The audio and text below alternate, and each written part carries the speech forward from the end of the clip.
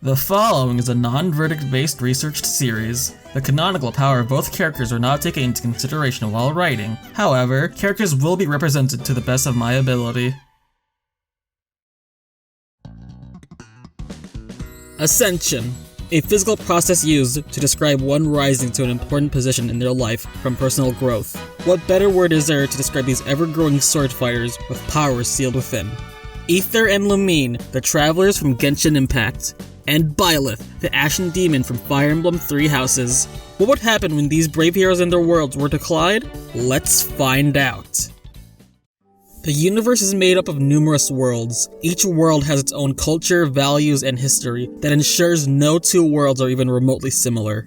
Even though the universe is vast, not many have the ability to see these worlds for their own eyes. But there exists a rare duo of travelers who have journeyed through these worlds for as long as they could remember. And said travelers are the starry-eyed siblings, Aether and Lumine. Despite being twins, Aether and Lumine basically have the same personality, with a few differences. For instance, Aether is a whore, while Lumine has a funnier face. Aether and Lumine are very close. Well, duh, they are siblings after all, because despite not having a home to call their own, that didn't matter.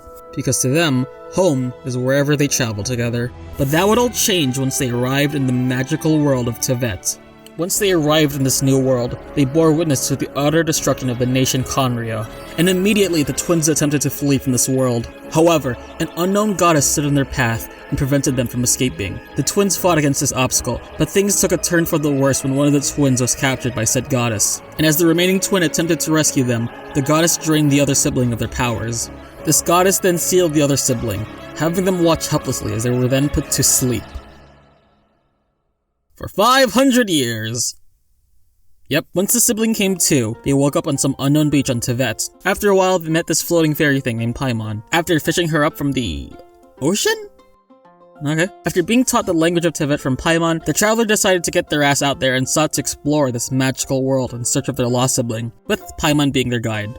Luckily, the place they were stranded on was the nation of Mondstadt, where the locals were more than happy to get the traveler acquainted with Tevet's culture. Unluckily, however, Mondstadt just so happened to be under attack by a giant wind dragon. Clearly, the traveler is a magnet for terrible things. But just before the traveler could be made into mincemeat by Dvalin, that's the dragon's name, an unknown presence aided them at the last second. With their powers combined, the traveler managed to hold back the dragon and force them to retreat. The people of Mondstadt celebrated the traveler as a hero, but the traveler didn't wish to celebrate just yet. Dvalin was still out there, and could potentially cause harm later down the line. So the traveler, Paimon, this blonde chick, Batman, and a bard ventured out to Dvalin's lair and confronted him. Turns out, after centuries of being forgotten, a group known as the Abyss took advantage of Dvalin's loneliness, warping and manipulating that feeling into one of pure hatred to the citizens of Mondstadt. But thanks to everyone's combined efforts, they were able to free Dvalin from his curse and bring peace to the nation. While the traveler was glad to save Mondstadt and all, they still haven't found anything on their twin yet. Plus, the Abyss was still out there, roaming in the shadows, plotting their next scheme. So our traveling duo laid out two plans for themselves. Find the traveler's sibling and stop the Abyss. To do that, they'd have to explore the rest of Tevet. And given how big this world is, yeah, it's gonna take a while. Luckily, the traveler is an exceptional fighter, specializing in sword combat, and the sword they rock into battle with is the basic level 1 bitch-ass sword, the Dull Blade. Sure, they can use these other cooler swords they picked up along their journey, but in every major battle, they wield what is essentially a glorified baseball bat to great effect, utilizing the Dull Blade with great skill and coming out of battle unscathed. The traveler can seemingly phase the Dull Blade out of existence and rematerialize their weapon at any given time, perfect for defending themselves from an attack at the last possible second. And despite their appearance, the traveler is surprisingly athletic. With their running start, they can go flying with a single jump, and take massive hits that would turn any normal person into paste and still find the strength to continue fighting. Oh yeah, and I guess Paimon also helps out whenever she can. She kinda just floats there the entire time, pointing out the obvious. But don't get on Paimon's bad side unless you want to invoke her Paimonial wrath. And she's also edible. Who knew? But skill isn't enough to hold your own in the world of Tevet, where gods and monsters are at the top of the food chain. There are a select few individuals who have received something called a vision. Visions are a gift of sorts that bestows their users with one of 7 different types of elemental powers, usually given to citizens during near-death experiences, significant moments in their lives, or through mundanity. Coincidentally, each of the 7 nations has its signature element that represents the nation's ideal. Mondstadt's main element is Anemo, which represents the ideal of freedom. Geo is the element for Liyue, which is the nation of contracts. Inazuma's is Electro, which represents eternity. Denjo represents wisdom, which is what the nation of Sumeru stands for. The nation of Fontaine idealizes justice, which is represented by the Hydra Vision. The raging Pyro Vision idealizes war, which represents the nation of Natlan. And while the cold regions of Shesnaya's main element is Cryo, what it represents seems to be lost to time. Now, this doesn't mean that every person in, say, Mondstadt will have an Animo Vision. Rather, a holder's ideals will generally align with their given element. Visions grant their users elemental powers based on their vision, and these powers are wildly different between individuals. For instance, most Electro Visions have powers ranging from casting lightning, teleportation, summoning constructs, and even creating life? Yeah, diverse if I do say so myself. Now, what element does the Traveler wield? None of the above. Thanks for watching!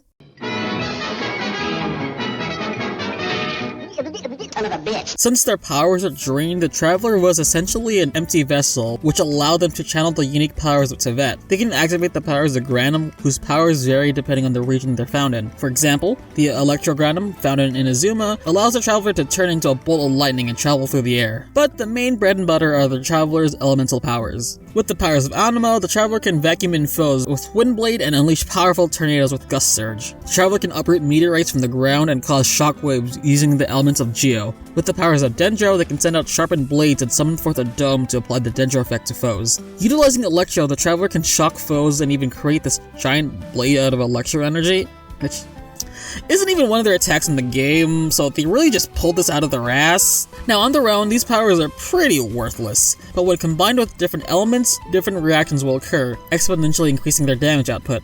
For instance, Windblade can't do much on its own, but it can swirl in different elements to increase its own power. Of course, there are the obvious combinations: Hydro plus Pyro equals Vaporization, Pyro plus Dendro creates birds, Cryo plus Hydro freezes opponents, etc. But my personal favorites are the more out there combinations. Mixing together Dendro and Electro gives enemies the Catalyze effect, which essentially stacks damage over time the longer an opponent has the effect. And when you mix Pyro and Electro energy together, it somehow creates an explosion! But wait, you interject. The Traveler only has access to 4 of these elements. They can't utilize the rest of these reactions. And you're right. Luckily, the Traveler has an essential skill in their arsenal that not many people possess: the ability to make friends.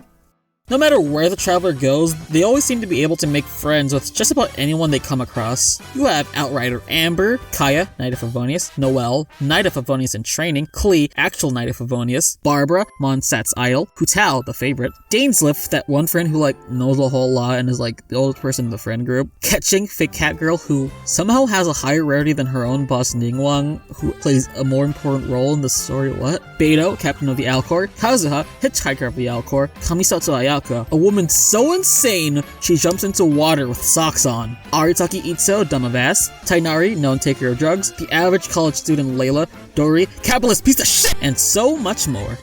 Each of these individuals just so happen to carry around a vision with them, so they're pretty capable in battle, but it's important to know that these people aren't Final Fantasy-esque summons the Traveler unwillingly calls on whenever they're in a scrap.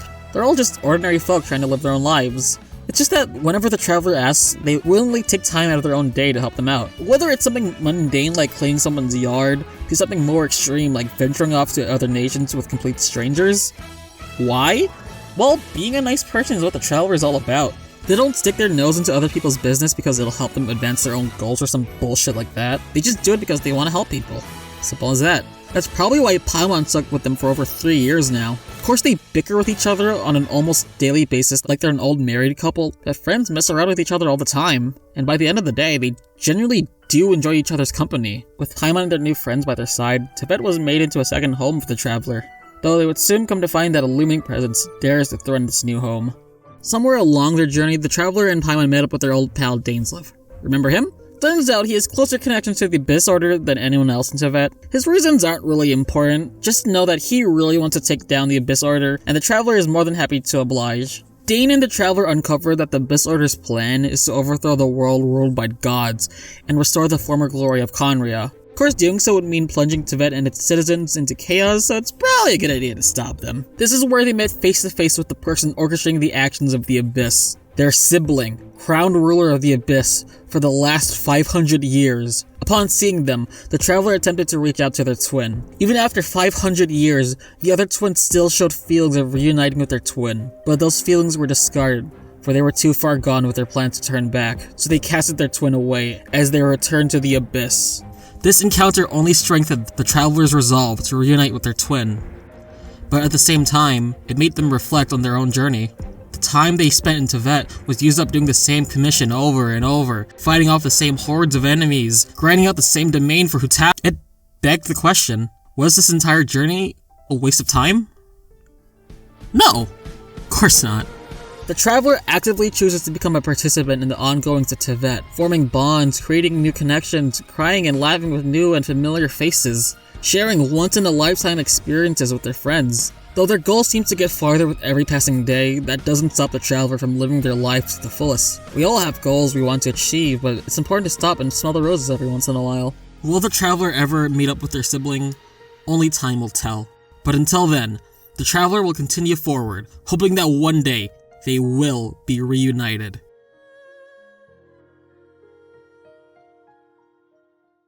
Name your price. You deserve that much. Whoa.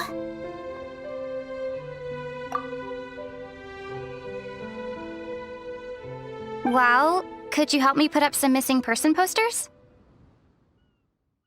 The continent of Fodlan is made up of 4 different factions: the Adrestian Empire, the Holy Kingdom of Fargus, the Leicester Alliance, and the main topic for today, the Church of Seiros. In order to defend against future invasions, the church founded the Officers' Academy at Garrickmach Monastery to teach the youths of Fodlan how to become proper warriors and leaders. At the center of it all was Archbishop Rhea. During an escort mission, Rhea was attacked by rogue assassins, but a knight named Geralt defended her and took a mortal blow for the supreme leader. Geralt was taken to Garrickmach to heal his wounds, at a rate that even he wasn't anticipating. Psst, put a pin in that, by the way. That's gonna be important later. While he was there, he met a woman named Citri. One thing led to another, and together they had a child who they named Byleth. Though, to the parents' surprise, their child was born without a beating heart. But after a while, the child would begin to breathe, though the newborn wasn't crying or even expressing any emotions at all, and their heart still refused to beat. Clearly sensing something was amiss, Geralt lit a fire within the church, causing a panic that allowed him to flee with the young Byleth. Under Geralt's wing, Byleth grew up to be a mercenary alongside their father. Over time, Byleth's reputation spread across the kingdom. Byleth's lack of expressiveness made them out to be an inhuman monster that mercilessly cut down foes without remorse, spreading around the legend of the monster that is the Ashen Demon. Despite the legends built around this demon, that's all they are, legends. Byleth actually despises senseless violence and is a pacifist at heart, but they had little room to actually express this since being a mercenary is a life full of non-stop violence, so Byleth had no choice but to close themselves off. And on top of that, they would have frequent dreams about a war from centuries ago, as well as some child sitting on a throne. But one night, Byleth was actually able to speak with this child, learning that her name was Sothis, and also has amnesia. Ain't that convenient. Byleth couldn't dwell on that for too long since almost immediately after waking up, a group of students known as the Gay One, the Straight One, and the Bio One were attacked by thugs, so Geralt and Byleth lent a hand. After an intense battle, all but one thug remained and launched one last attack at the Gay One. At the last second, Byleth shielded the girl and died. But old Sothis here just so happened to stop time right before Byleth was downgraded into a corpse. Sothis granted Byleth the power of Divine Pulse, allowing them to rewind time to properly defend white-haired girl over here. After all that was over, Byleth and Geralt were invited to Garrickmach Monastery, where Geralt reunited with Rhea. Rhea was impressed with Byleth's skill and hired them on the spot as a professor. I guess since they were bored that week, Byleth accepted the position. Luckily, being a mercenary with years of experience on the battlefield, Byleth was pretty much perfect at the job. So they have what it takes to turn sweet and innocent Marianne over here into a skilled martial artist. Besides the previously mentioned Tweedledee, Tweedledie, and Tweedledum, other students Byleth got to teach are as follows: Monica, proud homosexual; Ferdinand von Eyre; Bernadetta, anxiety incarnate; Sylvain, a man who was down bad yet has high amounts of frizz; Felix, the Hiei of the game; Annette, just a little bean; Hilda, the whitest woman in the academy; Marianne, Hilda's depressed girlfriend; the average Agnian soldier like Scythia. Capitalist pit! All of these students have their reasons for staying at Garrickmach, and it was up to Byleth to instruct them on what it means to fight on the battlefield. Because Byleth has basically been fighting their entire life, they gained a plethora of skills over the years, and they were surprisingly good at this whole teaching thing. A lesson they quickly taught them is apparently war can be simplified to a game of rock, paper, scissors. Certain weapons will have, let's say, more resistances when pitted against other weapons. Certain weapons will have, let's say, more resistances when pitted against specific weapons. Swords are beat out by lances due to their longer range, lances are frail to axes, and axes aren't as agile as swords. Byleth has also dabbled in the art of magic, learning both healing spells as well as more offensive spells such as Fire, Thoron, Lightning, Cutting Gale, Meteor, as well as more absurd spells such as Dark Spikes, Swarm, Quake, this one spell that lets them summon a battalion to trample their opponents, Luna, just to name a few.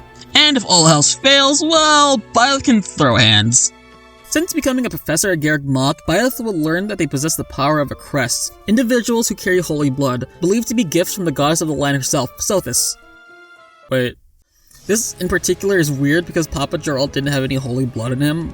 Oh, better put a pin in that, I guess. Regardless, Byleth's crest is the Crest of Flames, a crest that has a 30% chance to restore Byleth's health in battle and allows him to wield heroes' relics, weapons that are only wielded by the nobles of the land, due to them being connected to the previously mentioned goddess of this world. If you don't have a crest and wanted to wield one of these bad boys, well...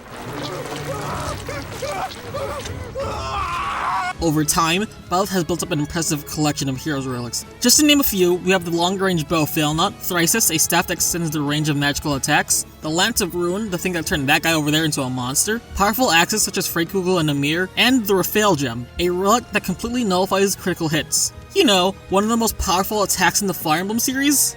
But due to not having the proper crest associated with the weapons, they're not able to take full advantage of their power. However, there is one hero's relic that they can make full use of.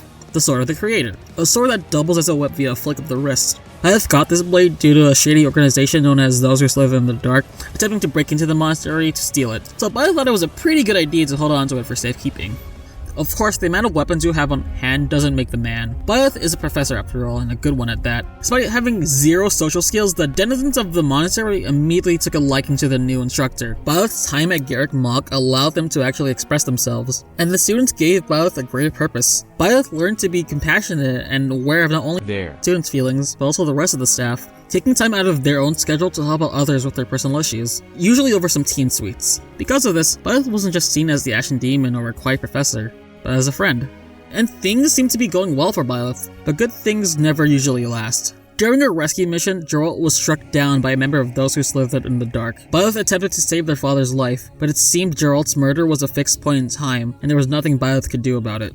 Byleth held Geralt's body as their father died in their arms. This is where Byleth experienced sadness for the first time in their life.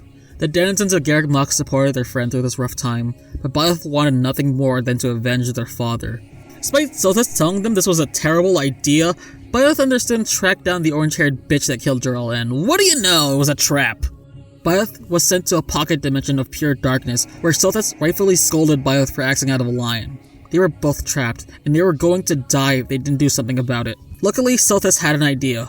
If she were to merge her conscience with Byleth, that would give Byleth the power to leave this realm. Byleth was against this plan, since that meant they would have to part ways with Sothis. But seeing as how there were no other options, Byleth had no choice but to go through with the plan. Sothis reminisced on the fun the two had together, as she disappeared into Byleth's consciousness. Then, a surge of power bursted through Byleth. Channeling Sothis' power through their body, they raised the Creator Sword and cleaved a portal out of the realm of darkness, and returned, more pissed off than ever. From the merger, Byleth gained a significant power boost, allowing them to fully utilize the Sword of the Creator, granting them even more usage of Divine Tools, and turned their hair a bright green. Put a pin in that. Which was more than enough to send shady group with a long name fleeing. And Byleth did it. They avenged their father, but in the process they lost another important person to them. But that didn't mean Byleth was alone anymore. Her students gave them a greater purpose to their life, and while they understood life at the academy couldn't last forever, Byleth wanted to support their students through whatever troubles they experienced. From helping Marianne get out of her bubble, helping Bernie with her confidence, helping Claude end racism, lending a hand to Dimitri in uniting the nations, assisting Adel team up with Those Who Slither in the Dark. What?! Yeah, that's a little out of Byleth's wheelhouse. Gonna have to decline. Sorry, Adel. Whoa! Turns out 80 here declared war on the church. Well, at least Byleth's here to resolve things. Hey, is Ray a dragon? Hold on. What's that noise?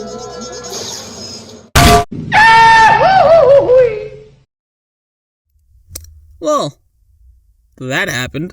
So instead of falling to their doom, Byleth was put into a slumber. Hey, that's another connection. And woke up 5 years later to find that Rhea was imprisoned by the Adrustian Empire, his students are trying to kill each other, and the tensions between nations are at an all-time high because war broke out. It took a while, but with the help of their students and a ton of fighting, Byleth managed to track down Rhea's location. After, wait, what was her name again? Alright, after killing the gay one, Byleth rescued Rhea, where she told them the truth of their existence. Remember all those pins I told you to keep track of? Yeah, now it's time to use them all. So you see, Rhea, whose real name is actually Seiros, is the descendant of the goddess Sothis, and that war that Byleth's been getting dreams about, that was a result over Sothis' death, due to those who slither in the dark murdering the shit out of Sothis, and turning her bones into the hero's relics. Yeah, those weapons everyone's been using? Bone weapons! But more specifically, goddess bone weapons. Metal.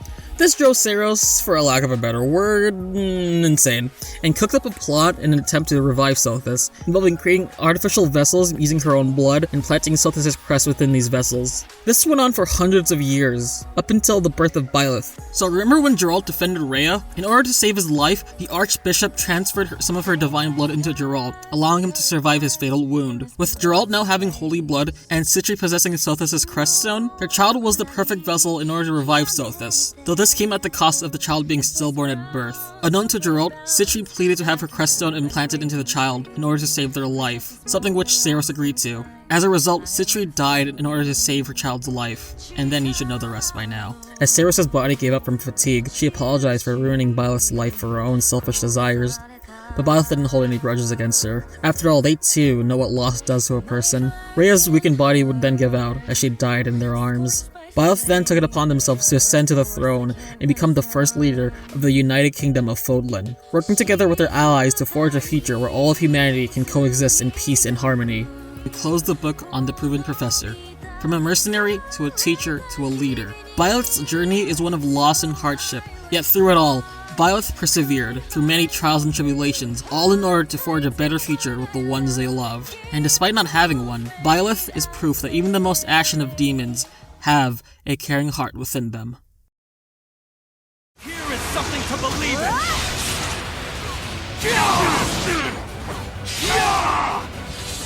There's no turning back now.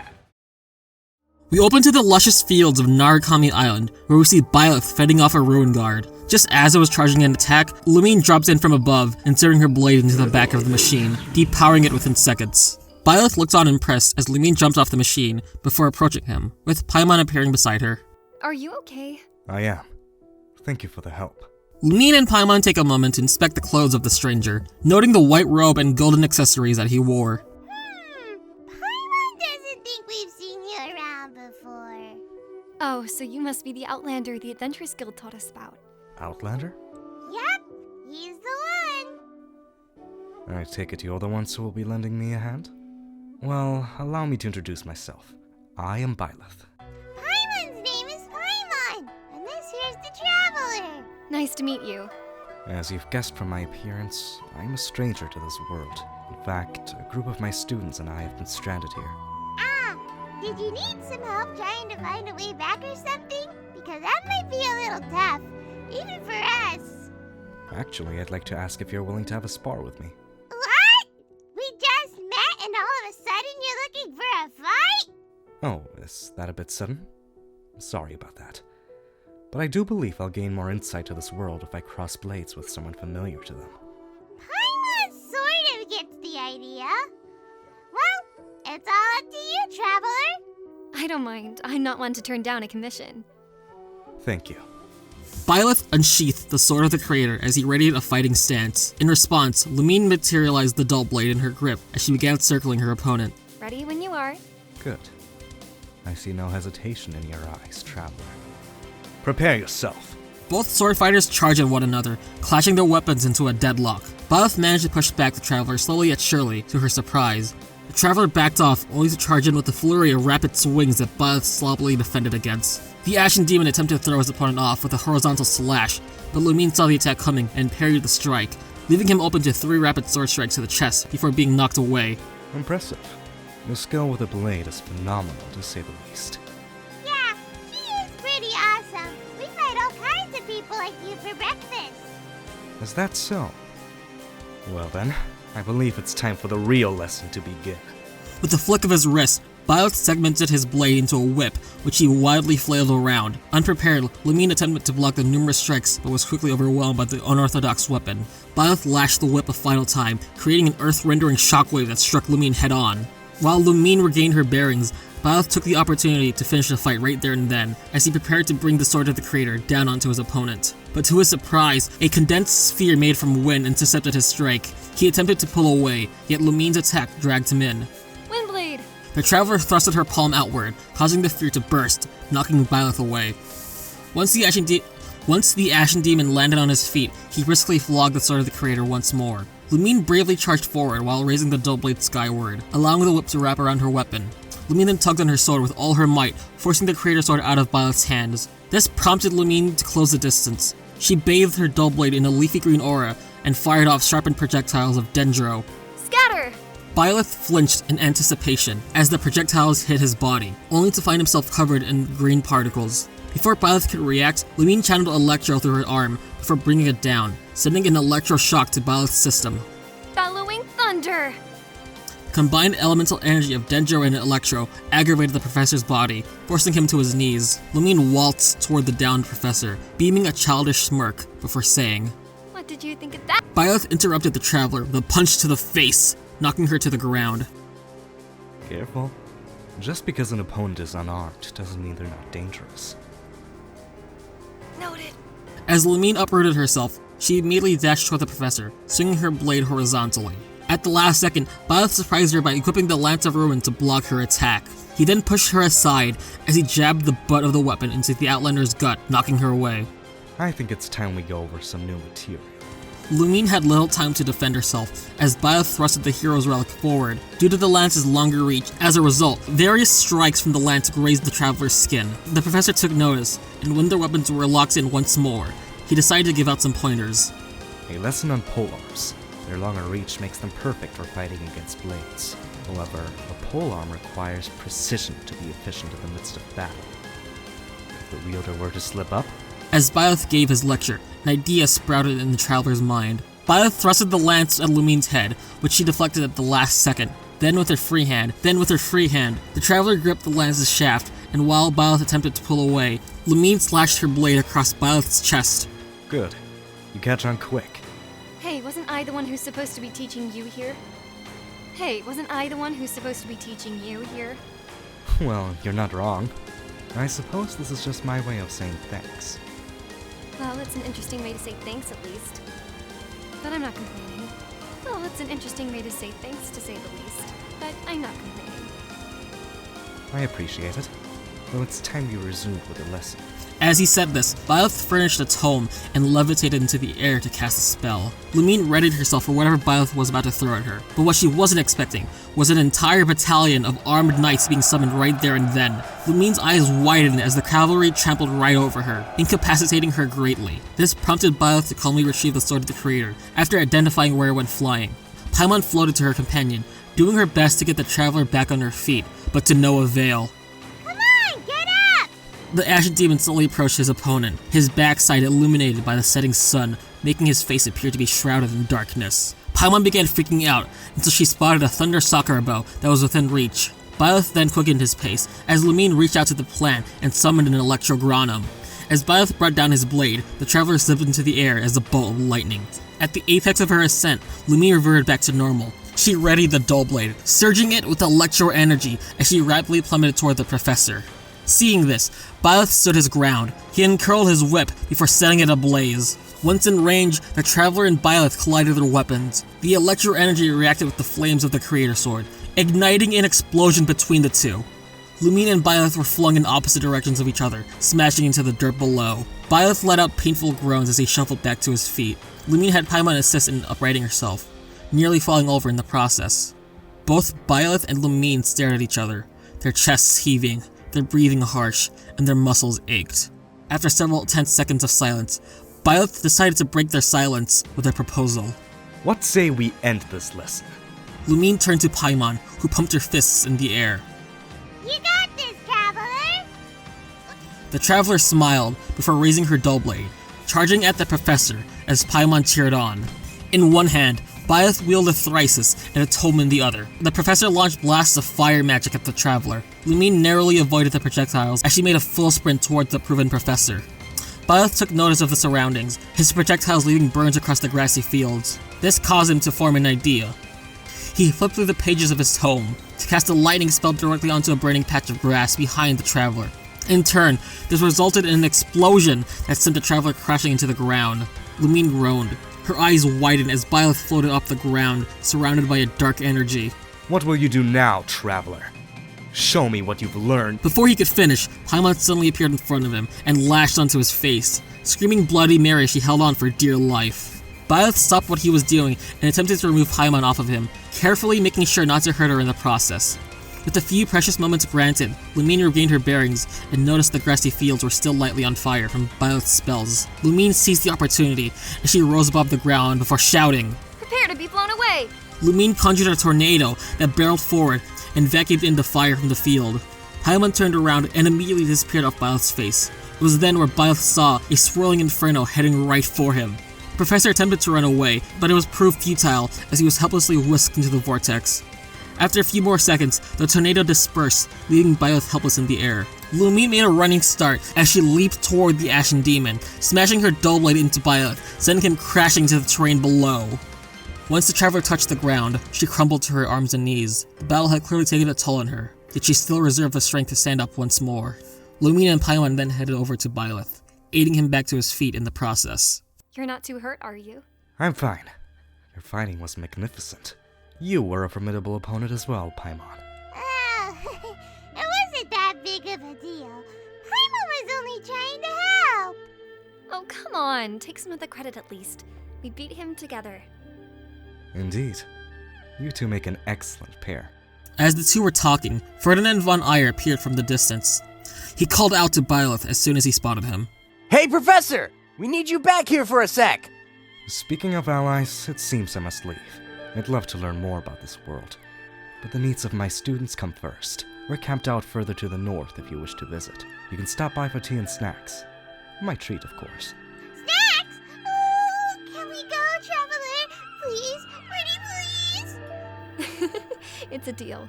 Byleth waved goodbye before heading up to meet with his students.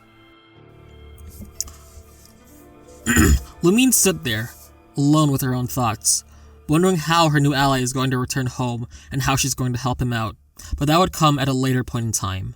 Besides, she got 10 Primo Gems from him, so it all worked out in the end. Byleth, now equipped with Failnaught, fired arrows at the traveler. Lumine ducked, weaved, and sliced through the many arrows that came her way, though one well-placed arrow slipped through her guard and grazed her shoulder, causing the traveler to collapse. Byleth pulled back one final arrow, but before he could fire it, Lumine sent out a shockwave that jerked Byleth off his feet, causing him to misfire the arrow into the sky.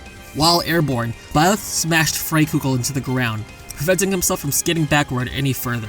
Lumine dashed toward the professor, prompting Byleth to reel the axe backward in anticipation. Just before the two could clash their weapons once more, Paimon suddenly yelled out to her partner, Traveler, up there!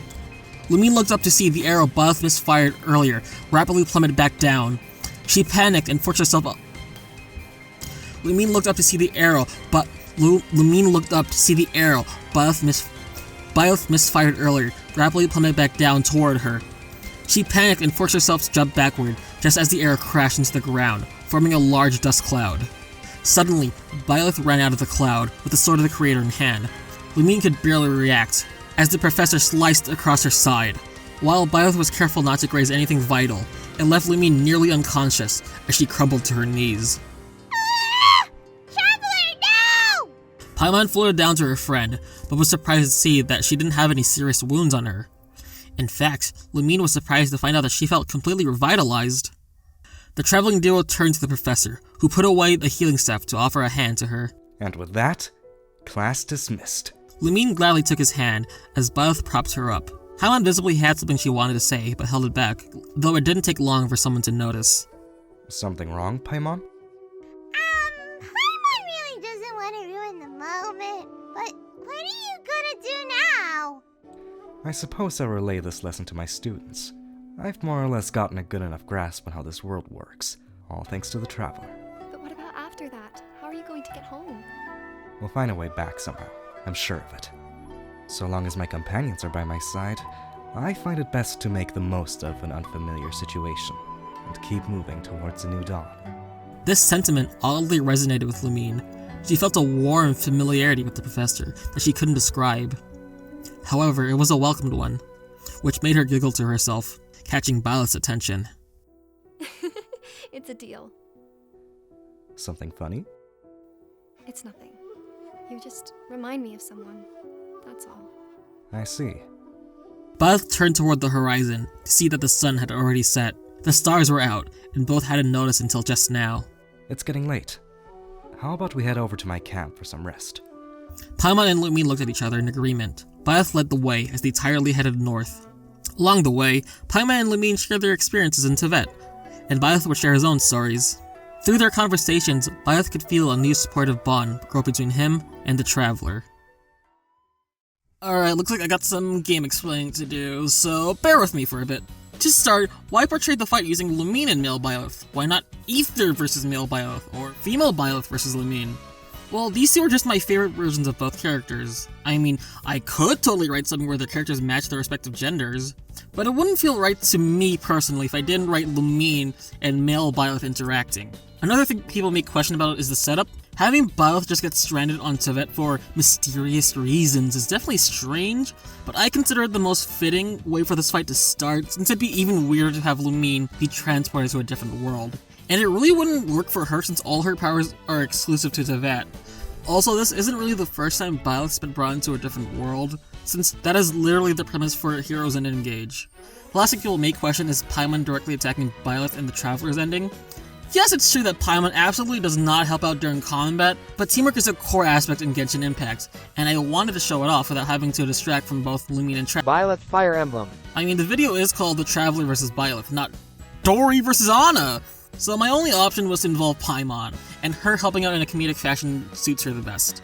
So with all that out of the way, let's talk about how I actually wrote the damn fight. Both Byleth and the Traveler have a lot of things to work with in a fight, with the Traveler Nor Byleth really have any exploitable weaknesses. The Traveler is very much implied to be an excellent fighter, someone who is so good they surpass those who dedicated their entire lives to combat. And Byleth's a great fighter in their own right, but they have been beaten by people in a similar ballpark as themselves before, and hasn't shown the same kind of skills as the Traveler has. So I wanted to portray Lumine as being the better fighter of the two. Though to make up for this, Byleth's varied spells and weapons allowed him to keep up with Lumine and even reduce some of her own stats, so Byleth can at least have a physical advantage. The problem with Byleth's varied weapons is that they all wear out quickly in combat, even the Hero's Relics. While all Lumine's elemental skills and weapons, even the Dull Blade, have indefinite uses. With both being evenly matched, a fight between them would probably just end with them stopping to have a nice chat, maybe over some tea. And between two characters who can make friends with just about anyone, I can't think of a better ending. Well, that's one fan's interpretation at least. What about you, dear viewer? What do you think would happen when these two worlds collide? Leave your ideas in the Australia box down below, and stay tuned for the next episode. See ya!